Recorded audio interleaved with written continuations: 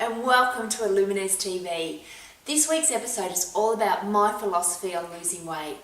I think it's really important that you know where I stand on the weight loss continuum because there are so many theories out there. Everyone you speak to, every page you turn, every website you visit and every media post you read has a different take on what you have to do to lose weight. I want to be clear right from the start about what my philosophy is on losing weight so you can decide if my views align with yours. From now on, I'm going to refer to it as losing body fat because that's what you need to focus on. It's not about losing weight, but losing body fat. Losing weight could also mean losing fluid, losing muscle mass, losing bone density, which is not what you want to do. It's the extra fat that is stored in your body that you need to focus on losing. So how do you do this? Well, you reduce your portion sizes, you banish beige foods, and you move your body more. Make sure you check out my video called Colour Your Plate for more info on this. Is it really that simple? Well, saying the words out loud are easy. The hardest part is the execution, but that's a topic for another time. So let's have a look at the amount of food you eat first. Many people overestimate the amount of food their body needs. Unless you're an elite athlete training hard for about 5 hours a day, you don't need to load your plate up with food. My rule of thumb is to serve your main meal on a bread and butter plate, so it's impossible to overload it. And then for snacks, eat a piece of fruit or a small handful of nuts or a small tub of yogurt or even some vegetable sticks with a tablespoon of hummus. But whilst I'm not one for advocating calorie counting, I do think it's really important for everyone to do it just once, for a couple of weeks, just to educate yourself on the amount of food you actually eat.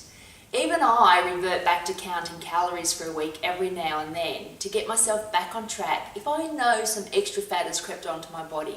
I'm always astounded at how easy it is to forget that one extra serve of cheese with my salad, or 1 teaspoon of full-fat mayo on a piece of fish, or the cheese and crackers that I sneak in just before my meal at night, which tips my calorie count for the day over.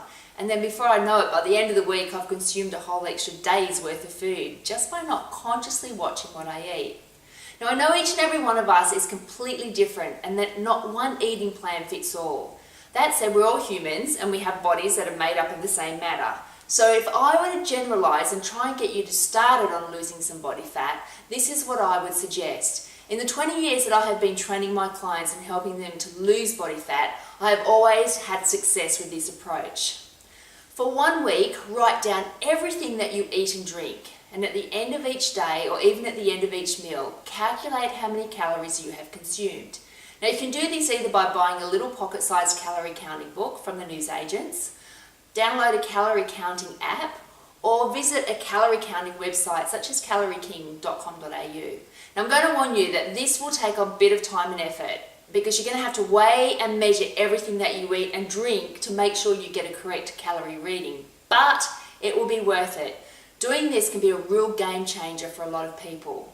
Now once you've done this, you're going to analyse your results. If you're a female trying to lose some body fat, then you should be aiming to eat around about 1,200 calories per day. Now the best way to break this down is to allocate 300 calories for breakfast, 300 for lunch and 300 for dinner, and 150 calories for morning tea and for 150 for afternoon tea. At the end of the week, you've consumed no more than 8,400 calories. You're going well. Now go back over your food diary for the week and have a look at where you need to make some adjustments. Sometimes it's just a matter of swapping some high calorie food for some lower calorie options. For example, swapping your sandwich for a salad.